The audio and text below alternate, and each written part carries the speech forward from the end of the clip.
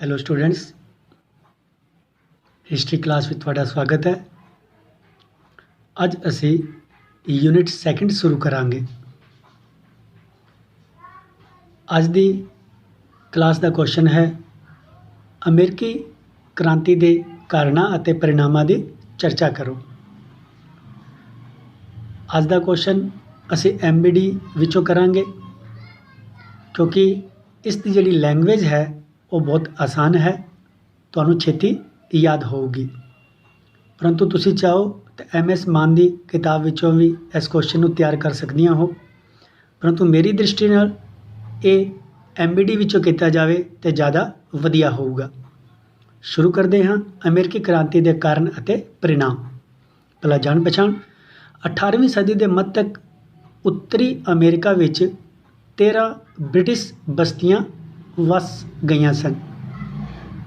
इत्थों के निवासी ज़्यादातर किसान, धार्मिक स्वतंत्रता चाहण वाले, व्यापारी आदि सन जो कि इंग्लैंड तो आके इत्थे वसे सन। इन्हां विचों ज़्यादा संख्या किसानां दी सी। इन्हां बस्तियां विच कोई राजनीतिक एकता नहीं पाई जाती सी। इन्हां बस्तियां ते शासन करन दे लई इंग्लैंड की सरकार वालों गवर्नर नियुक्त किए जाते सन जो कि इन्हां बस्तियां की बजाय इंग्लैंड के हितों को ध्यान में रख के अपना सारे काम करते सन। आम तौर पर यही गवर्नर लोगों ते कर लाते सन।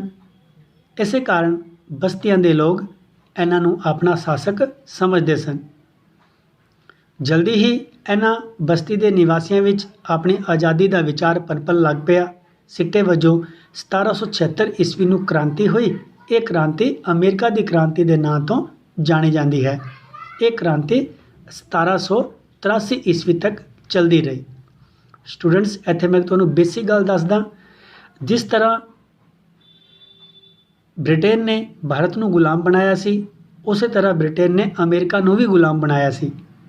जिस तरह भारत के लोगों ने इकट्ठा होकर इंग्लैंड या ब्रिटेन के विरुद्ध विद्रोह किए सन, उस तरह अमेरिका के लोगों ने भी ब्रिटेन के विरुद्ध विद्रोह किए सन।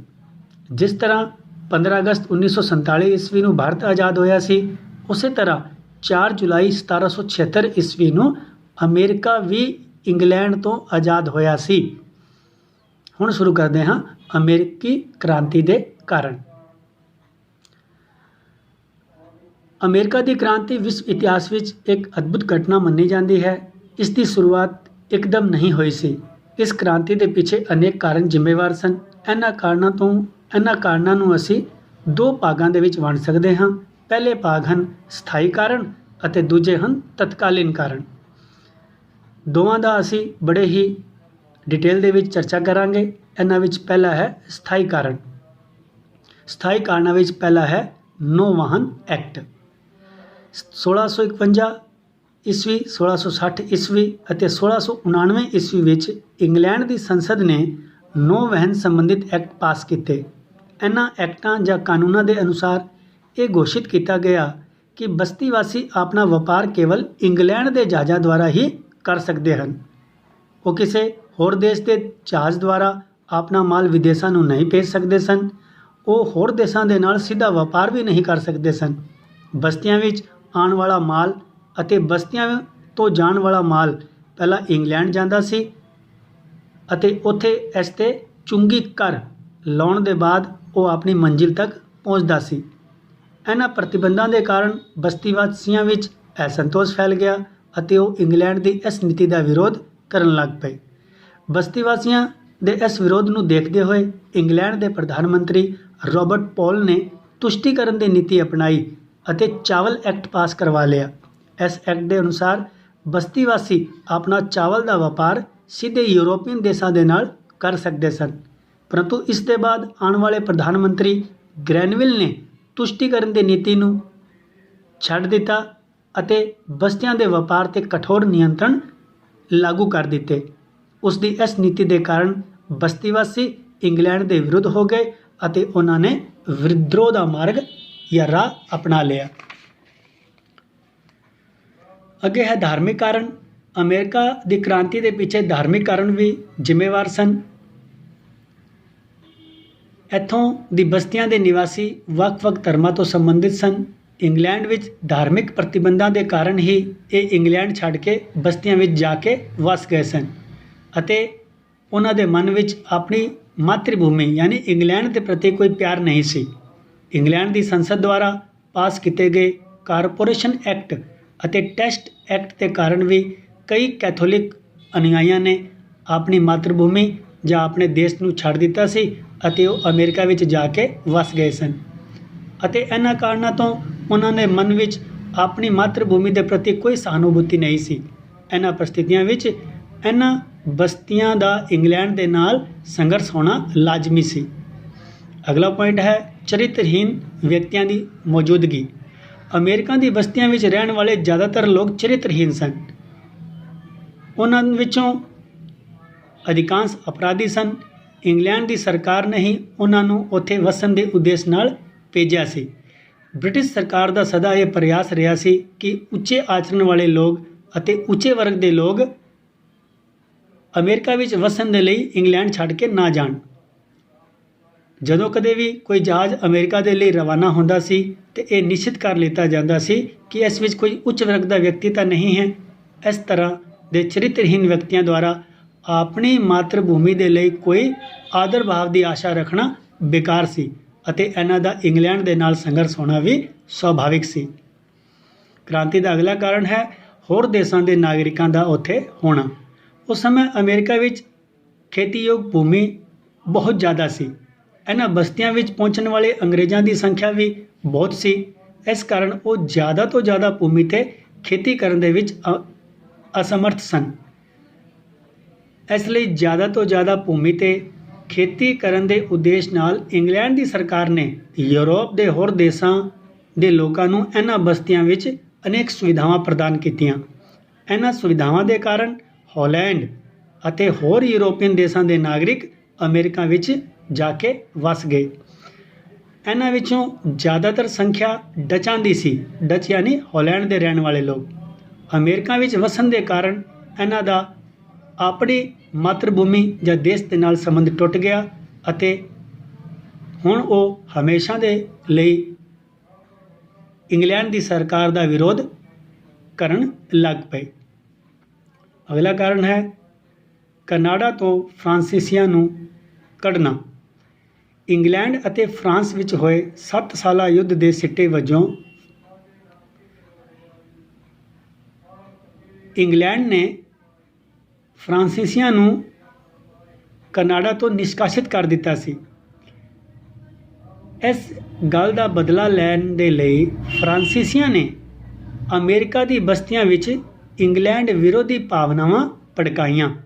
ਇਸ ਤਰ੍ਹਾਂ ਬਸਤੀ ਨਿਵਾਸੀਆਂ ਵਿੱਚ ਸੁਤੰਤਰਤਾ ਦੀ ਭਾਵਨਾ ਪ੍ਰਬਲ ਹੋਈ ਅਤੇ ਉਹਨਾਂ ਨੇ ਇੰਗਲੈਂਡ ਦੇ ਵਿਰੁੱਧ ਵਿਦਰੋਹ ਕਰ ਦਿੱਤਾ।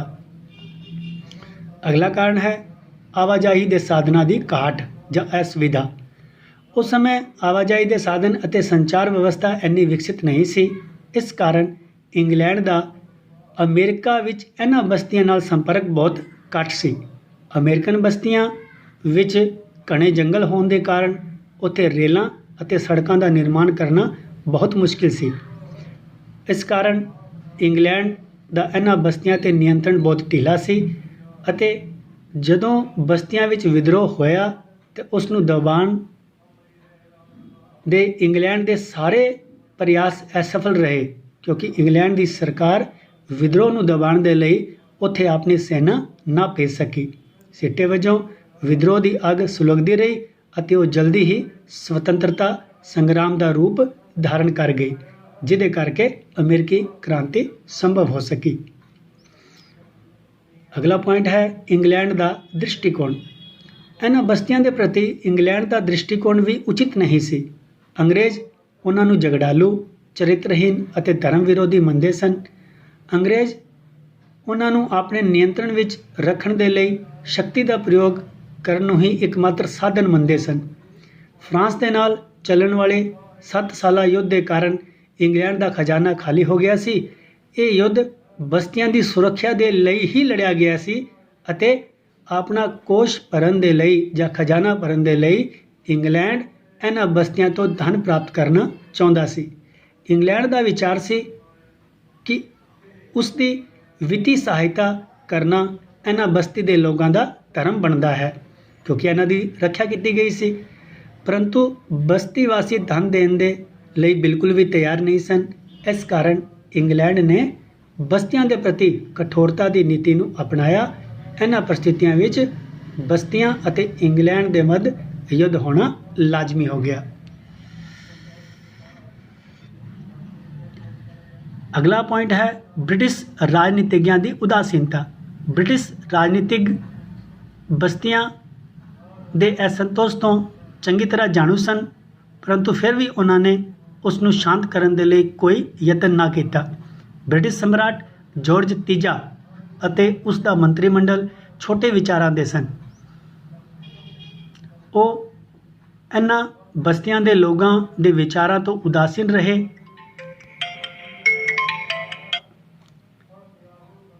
ਅਤੇ ਕਦੇ ਵੀ ਉਹਨਾਂ ਦੇ ਪ੍ਰਤੀ ਸਦਭਾਵਨਾ ਪ੍ਰਗਟ ਨਹੀਂ ਕੀਤੀ। ਉਹਨਾਂ ਦਾ ਵਿਸ਼ਵਾਸ ਸੀ ਕਿ ਇੰਗਲੈਂਡ ਨੇ ਇਹਨਾਂ ਬਸਤੀਆਂ ਦੀ ਸੁਰੱਖਿਆ ਦੇ ਲਈ ਬਹੁਤ ਵੱਡੀ ਰਕਮ ਖਰਚ ਕੀਤੀ ਹੈ, ਇਸ ਲਈ ਇਹਨਾਂ ਬਸਤੀਆਂ ਦਾ ਸ਼ੋਸ਼ਣ ਕਰਨ ਦਾ ਉਹਨਾਂ ਨੂੰ ਪੂਰਾ ਅਧਿਕਾਰ ਹੈ। ਇਸ ਤਰ੍ਹਾਂ ਦੀ ਧਾਰਨਾ ਨਾਲ ਪ੍ਰੇਰਿਤ ਹੋ ਕੇ ਉਹਨਾਂ ਨੇ ਕਦੀ ਵੀ ਬਸਤੀਆਂ ਦੇ ਲੋਕਾਂ ਦੇ ਅਸੰਤੋਸ਼ ਨੂੰ ਦੂਰ ਕਰਨ ਦਾ ਪ੍ਰਯਾਸ ਨਹੀਂ ਕੀਤਾ। ਇਹਨਾਂ ਸਾਰੇ ਕਾਰਨਾਂ ਦੇ ਸਿੱਟੇ ਵਜੋਂ 1776 ਈਸਵੀ ਦੇ ਵਿੱਚ ਅਮਰੀਕਾ ਦੇ ਲੋਕਾਂ ਨੇ ਬ੍ਰਿਟੇਨ ਜਾਂ ਇੰਗਲੈਂਡ ਦੇ ਵਿਰੁੱਧ ਵਿਦਰੋਹ ਕਰ ਦਿੱਤਾ ਔਰ ਇਸ ਤਰ੍ਹਾਂ ਅਮਰੀਕੀ ਕ੍ਰਾਂਤੀ ਦੀ ਸ਼ੁਰੂਆਤ ਹੋ ਗਈ। ਸਟੂਡੈਂਟਸ, ਇਹ ਸਨ ਅਮਰੀਕੀ ਕ੍ਰਾਂਤੀ ਦੇ ਕਾਰਨਾਂ ਦਾ ਪਹਿਲਾ ਪੁਆਇੰਟ। ਕੱਲ੍ਹ ਦੀ ਕਲਾਸ ਵਿੱਚ ਅਸੀਂ ਤਤਕਾਲੀਨ ਕਾਰਨਾਂ ਨੂੰ ਅੱਗੇ ਜਾਰੀ ਰੱਖਦੇ ਹੋਏ ਸ਼ੇਸ਼ ਗੱਲਾਂ ਕਰਾਂਗੇ। ਉਦੋਂ ਤੱਕ ਦੇ ਲਈ ਬਹੁਤ ਬਹੁਤ ਧੰਨਵਾਦ।